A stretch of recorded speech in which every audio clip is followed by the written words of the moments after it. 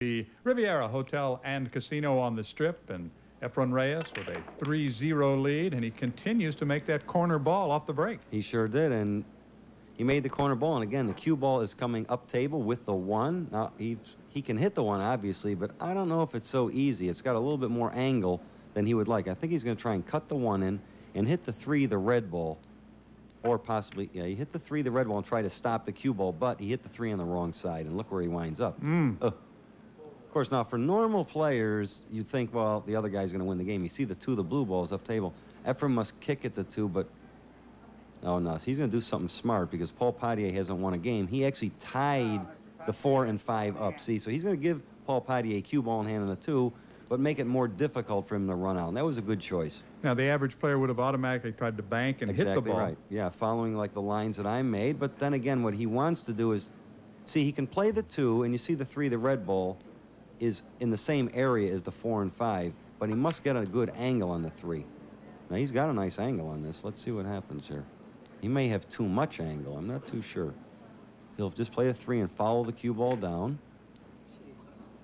Okay, I think he's, you know, what he needs to do is win a game. That's what he needs to do. Some way he's got to win a game to settle down. He's playing very quickly, and he's just making careless mistakes, which, again, is very understandable. I mean, it's a whole different atmosphere when the TV lights are rolling and everything else. Of course, the problem being, if you make too many mistakes like that against Reyes, it's going to be over. Yeah, exactly right. You can't make 11 mistakes in a row or the match is definitely over. Now, obviously, Efren just played the 3 and stopped. He must be able to make the 4. I guess he can. He's going to follow the cue ball, play the 4. He made it. He's got a nice shot. And again, he's got a very good opportunity. Paul Potier has really just about given Efren 3 of the 4 games. And you see he's going to draw the cue ball up.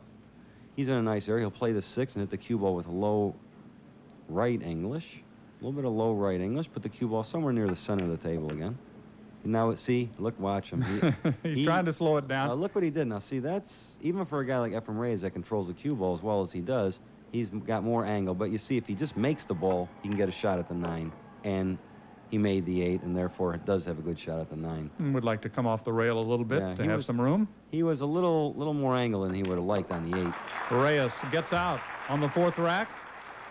Takes a 4-0 lead in the second semifinal, and again, Potier misses some easy shots. Yeah, well, see, what he was trying to do there is actually make the 3 and go into the 4-5, but that angle really wasn't possible, so instead of making the shot, he just kind of missed it and then still tried to hit the 4 and 5.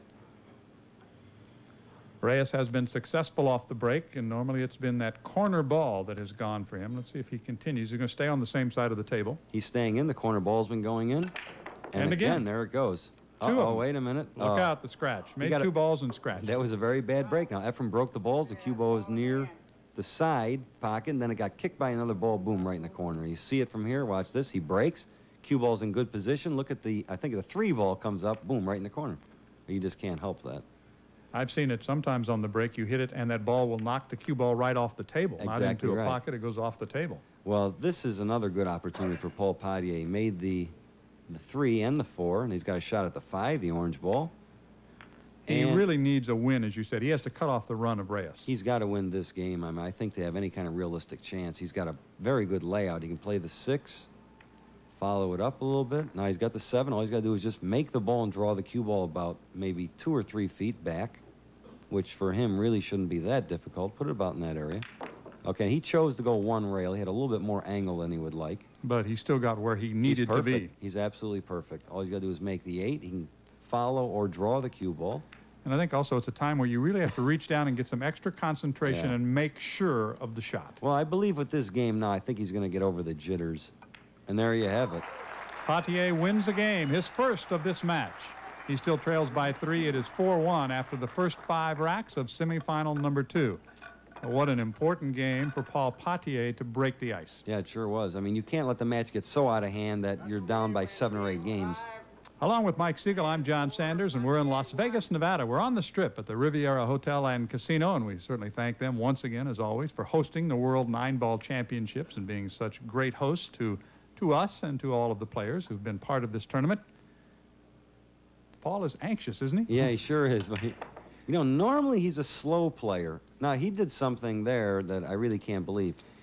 You saw Ephraim Reyes break from the other side of the table, made a corner ball every game, and Paul Potier elected to break from the side rail. He made a ball, but as you can see in the lower left-hand corner pocket, that's really hard luck. Now, let's face it, the 1 is right in front of the hole, but the 8, or I believe it's the 7 ball, is right in front of it. So he can't make the 1. So now he's rolling the cue ball out again. This is giving Ephraim Reyes the option of either taking the shot as it lays or giving it back to Paul Potier. More than likely on these kind of exchanges, you're looking to play a safe. Most of the time, the player would not. He'll push the cue ball in a situation that it can't be easy, but it can't be impossible. It must be something medium. Because he knows he's going to get it back if that player decides to pass. Exactly right. You can't push it out where it's so impossible. The guy just says, okay, go ahead and shoot. But you can't make it easy where, now he's going to play a safe. I'm really surprised. Oh, okay. See, if he would have hit it any different, he would have scratched. And you heard him say, uh-oh. Yeah, well, he's looking at that 9-ball combination, isn't he? Yeah, when you see yellow together, that's not a good sign. Okay, now here, Ephraim has a shot. He can play a billiard or a combination. Obviously, he's going to shoot the 1 into the 9, or he may elect to play a safe. You never know. Okay, now that's what he did. Now, believe it or not, that was the smart shot. And he did it very well. He did it very well. He snookered. Ephraim snookered him, even though he could have done it a lot better. What he did was he's going to make Paul Potier earn the games as opposed to shoot a wild combination. If he misses it, maybe Paul Potier has an easy run-up and gets back into this match. And if you think about it, as he tries to come up with what is going to be a trick shot, and he handled it, he's going to get a roll, too. Look at this, and he got lucky. Wow. He jumped the ball with the little cue. Now, on TV, look, on this view, it looked like he just shot right at it. Look at this angle. He jumps over the ball, a foot over the ball, hits the 1. He hits it, which was a good feat, and he gets lucky. The ball comes down and goes in the corner pocket. It double cornered and went all the way down to the other end. And now he's got a shot. He made a great shot on the 2. That was by no means an easy shot. But he was trying to hit the 7, the maroon ball, when he went 2 cushions. Now, I don't really know if he has a shot. He may elect to play a safe. I don't know what he's going to do here exactly. Okay, he's playing safe, and he's done it very well. Look at this shot. He's done that very well. That's, again, from playing snooker. He knows immediately or shoot at the shot. Now, okay, now Ephraim really can't hit the ball. He's going to curve the cue ball a little bit and try and hit the 4. Good shot. He's done it perfectly, and he left Paul. He left him. If he tries to put that in the corner, that's quite a cut, isn't it? It's very, very tough. Watch this shot. Ephraim curves the cue ball with left-hand angles, jumps between the balls, and hits the 4, and leaves Paul a very difficult situation. Okay, now Paul didn't have a shot. He elected to play a safe, which was the right thing to do, and he's done it, I believe, perfect. From here, it looks like Ephraim is stymied. Again, he has not left him very much in these last couple of safeties. Okay, now again, it looks like he can curve the cue ball a little bit, and he can actually hit the 4. He's going to curve it just a little bit. Okay, he tried to play. Now watch where the cue ball winds up. They're both using the same area of the table to hide that cue ball. And he's done it absolutely perfect. He was actually trying to make that ball, I believe, but he got away with that. But again, I said the Philippine players, they do the kicking and the safety part. You can see the only option Paul has is to go 2 cushions behind the 4, which he's done. But, well, he's hit the ball. He left Ephraim not a very easy shot. He's got a lot of angle on the ball. A lot of angle on the ball. It's by no means an easy shot, even though he's close to it. It's a severe cut shot. Must control the cue ball. He's made a great shot.